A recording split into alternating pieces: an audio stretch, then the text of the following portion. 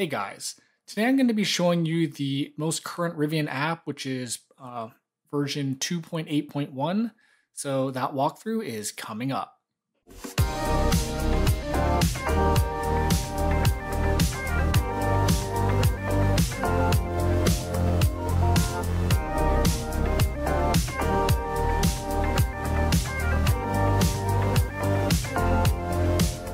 So when you get into the Rivian app, this is what it looks like, the front screen. So right now I'm charging. As you can see in the middle of the screen, you can see that the green bar is actually blinking, obviously telling you that it's charging. What you can also do is if you go up, look up in the upper right here, that lightning bolt, if you hit that, it'll tell you, what you're charging at. So right now I'm doing 18 amps, which is 8 miles an hour on the Rivian, which is 4.1 kilowatt. So right now it's telling me it's now 37 minutes to charge. So, if you're not charging, you're not going to see the cord in the picture. It's just going to be the front of the car. So one other thing on the upper right is you see the car with the doors open. So if we hit that, it's telling you, so basically when I park in the garage, I usually crack the front windows open. And as you can see, it's telling me, hey, those windows, there's something wrong with them. Not wrong, but there's something going on with those. So obviously you can see that it's the windows that are open. So we swipe up.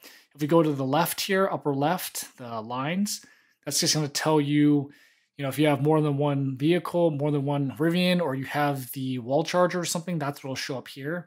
So I only have just the car. I have a Tesla wall connector, so my only option is to hit that. But if you have more than one thing, hit that, and it gives you the options there. So if we go down in this front screen just a little bit, you see right under the car, you've got the lock and unlock button. So if you need to manually do that, you can hit that there. Next to it, that button looking icon is controls. So right now it's telling me, you can sound the alarm if you want, close windows. You can push that since I mentioned earlier, I do have my windows cracked. You can open the frunk and the lift gate from here.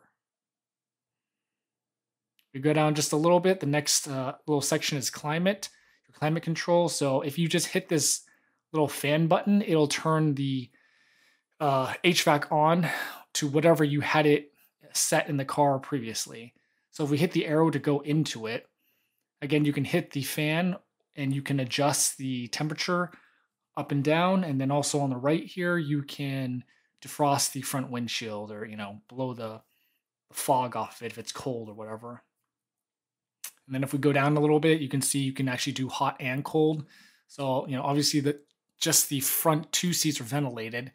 So if you go to cold, actually, if we do that, yeah. So if we go to cold, it only gives you the front seats as options. But for heat, all, 4 seats in the steering wheel are heated, so you can control those however you want from there.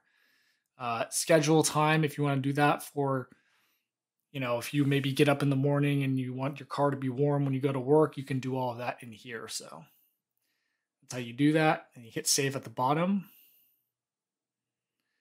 And then the next little screen is the energy screen, which is basically your charging. So as you can see, it's blinking green because I'm charging right now. We go in there, 3.9 kilowatt, not 4.1. Anyway, I have it set at 85, so it'll be done in just a bit here. We do go into info. Oh, it just tells you, you 70 for daily, custom, or 100 for max range. You can go to scheduling here too. So if you have, a time use rate that is like 11 to 7 a.m. or something like that, and you only want to charge during that time because it's the cheapest, this is where you can do it. You can schedule it for whatever you want here. Make sure you hit the schedule up, schedule off, hit that on. And here's where you can change the amperage as well. So right now it's just default at 24. Obviously, you can do whatever you want based on your EVSE, your electrical vehicle supply equipment. And then also what it does, I'm not going to go down because I'm at home, but the location, that next little box, it saves your location. So basically, if you're at home is when you'd want to do this. So say you're out somewhere and it's that time when you normally charge, like you're at a friend's house overnight or something, or at a hotel or something.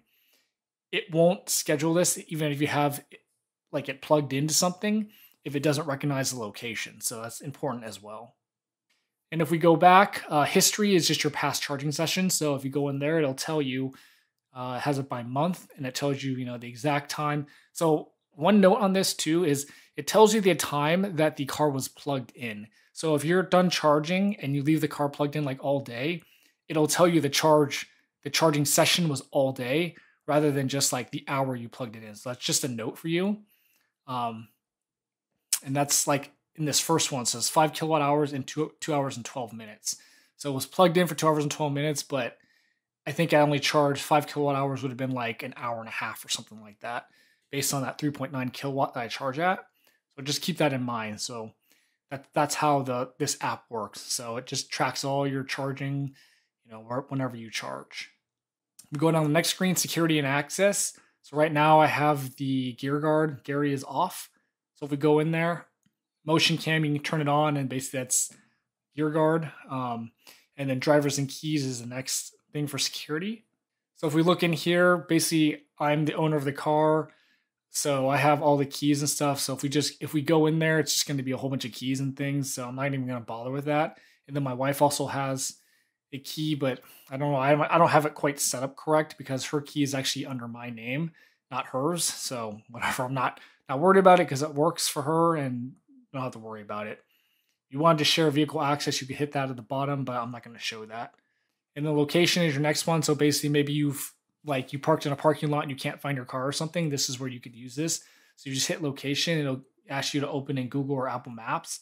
And then you can find the car like exactly where it is, which is kind of nice sometimes. Vehicle updates. So this is where it tells you the vehicle updates, what version you're on. So if we go in there, if you do see details, it actually gives you like a nice little PDF of all the updates and all the changes they made for the current version, which is pretty nice. And then vehicle health, maintain your R1S for me.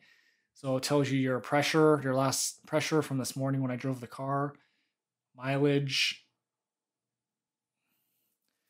And then also gives you a maintenance schedule here at the bottom. So if we hit that, it actually tells you, hey, you should do a multi-point inspection every 7,500 miles, brake fluid every 3 years, 112,000 miles, you should change your coolant and your drive unit fluid for a quad motor, so mine, basically. So pretty nice too. You don't have to really remember this. And then also you can request service. So just like Tesla mobile service, Rivian mobile service, same thing. You can hit it right here. And then you can basically just schedule an appointment through here. I'll show you another way in this app where you can do it as well. And then if we keep scrolling down, it'll tell you the name of your car. So mine is Gray Electron Beast, your mileage, and then also some other vehicle information and things like that. So I'm not going to go into the vehicle information, but it just tells you like your VIN and basically general stuff about the car. R1S Owner's Guide is literally the owner's guide. You hit it and it'll give you a link to, I think it's the website where it actually will bring up the owner's guide. And if you want to share feedback, you can. So if we go to the next link on the bottom in the middle, your location, so it'll bring up your location, but the reason this is here is for charging. So it tells you all of the charging in the area, and so it looks like it actually has Teslas on here too. So if we look at these 3 lightning bolts, those are all going to be DC fast chargers. And if I just hit one here, Eastridge, Barnes Noble, so maybe not. But anyways, the point is it tells you all of the charging in the area if you want to use this to find your nearest charger if you need a charge or something like that. And then if we go to the last button on the bottom right, this is like your account screen. You hit manage account, you can do all your personal stuff there. And then if we scroll down, you can get in touch with Rivian. So this is how you would chat or call with them or something like that. If you had some question, maybe if you're a guide or whatever. The middle thing is Rivian service. So like I said, this is the other, well, like I mentioned, this is the other way you can schedule mobile service is if you hit this. And right now I don't have any requests or appointments, but if you want to do one, you just hit the bottom right, add request, and then put in your, fill it out, and then it'll show up in this area. And then tools and resources at the bottom here. So if we hit that, basically gives you FAQs about the car. The owner's guide is also here, and just more information. And then one last thing I want to mention is the roadside assistance button here at the bottom. So if you do need to use Rivian's roadside assistance, you can just hit that, and it'll guide you through how to get a tow or something like that. Also note, if you have your own insurance, you can probably use it that way too, but this way may be free if your car is still under warranty. So You want to think about that, or maybe your insurance has a couple of tows that are included that are free. So it's up to you. That's the app tour, and that's what the app looks like right now. Of course, things could change in the future, but for right now, I think it's fine. It works great for me. Hope that was helpful if you're looking into a Rivian, so you can see what the app looks like before you actually get the car. If you have any questions, let me know below, and thanks for watching.